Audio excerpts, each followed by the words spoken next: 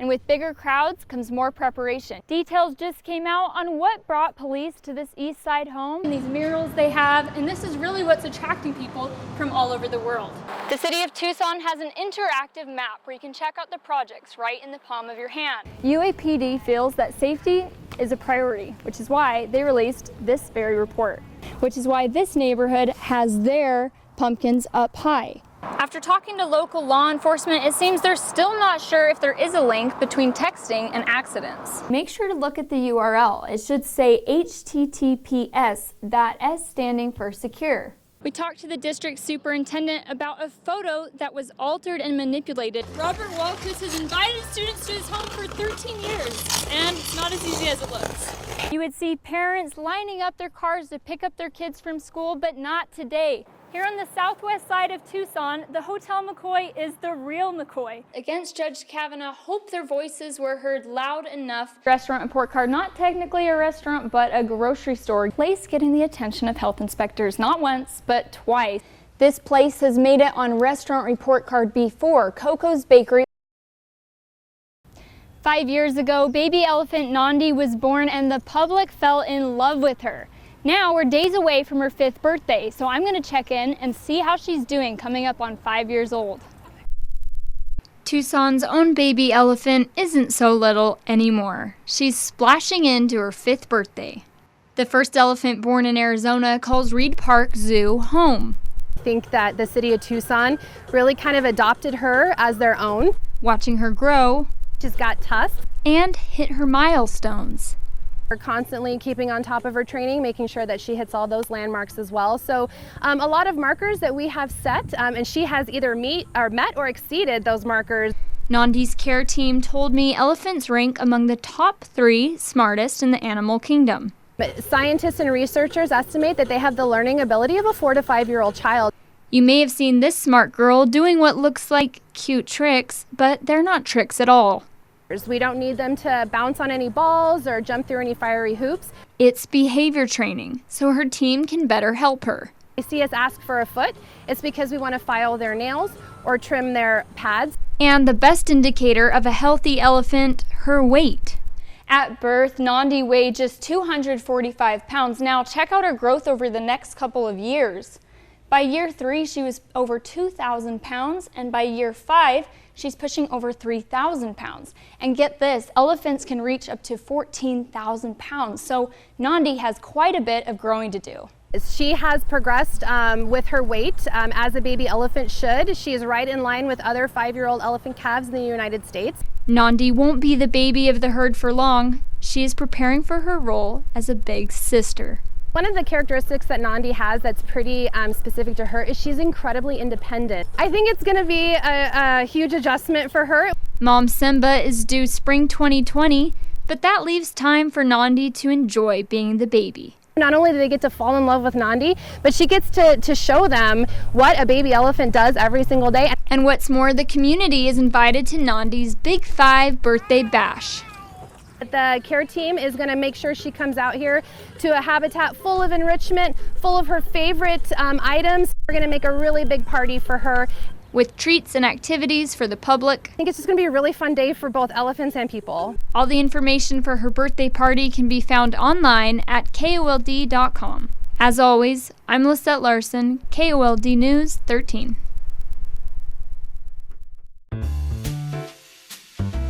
Irony at its finest. Played Willy Wonka in my school production of Charlie and the Chocolate Factory. Now Adam Krantz owns Monson Chocolate in South Tucson. Always imagined one day I would do something to contribute to Tucson. I never imagined it would be a chocolate factory. We're playing with things like prickly pear and mesquite pod and chiltepin peppers. The first step is we sort the beans. So we have our very high-tech contraption of basically just pouring beans into this tray and hand sorting them. What are you sorting them for? So we're looking... Good, bad? Yeah, occasionally you'll find things like rocks or sticks, you know, things that we don't want to roast. And once they're fully sorted, we're kind of putting them into bins and we're taking them into our facility in the back. That room. And the next step is to roast them. Does it make a difference with freshness? Like, oh, we don't want to roast too many at a time because they won't be fresh down the road? Yeah, Okay. absolutely. Like every step, there's an opportunity to control the quality. And so in our production schedule, we basically roast as needed. And then once they're cooled, we take them back up to the front area. And the next step is a process called winnowing. And that's where we crack open the bean, and then we use a vacuum system to remove the paper husk. Wow. Once we have the chocolate and it's made, we melt it and we temper it. Tempering is a process of heating and cooling to get the crystallization of the chocolate kind of the way that we want it. So cool, so cool. So these are all the molds you have? Because I see they're like, so many of them have neat shapes, like geometric almost. Yeah. So that all comes down to the mold. Yeah, so these are polycarbonate molds. Our process is we like to decorate our bonbons. So our first step is hand painting them or airbrushing them with tinted cocoa butter. Yeah, so it's edible colored cocoa butter. And then once it's dry, crystallized, we turn out the bonbons, and then you have what we see in the case. Okay. Of course, I didn't leave without trying one and asked the chocolatier himself to pick one for me. This is the blueberry oat cardamom. Ooh. So this is a triple layer bonbon. The top layer is a blueberry caramel. Okay. The middle layer is a gluten-free oat crumble. And the bottom layer is a cardamom-infused white chocolate, the interior. My goodness. We're very grateful to be in this community, and we're very appreciative. So next time you need your chocolate fix, give Monsoon Chocolate a try, or a taste. I'm Lisette Larson, KOLD News 13.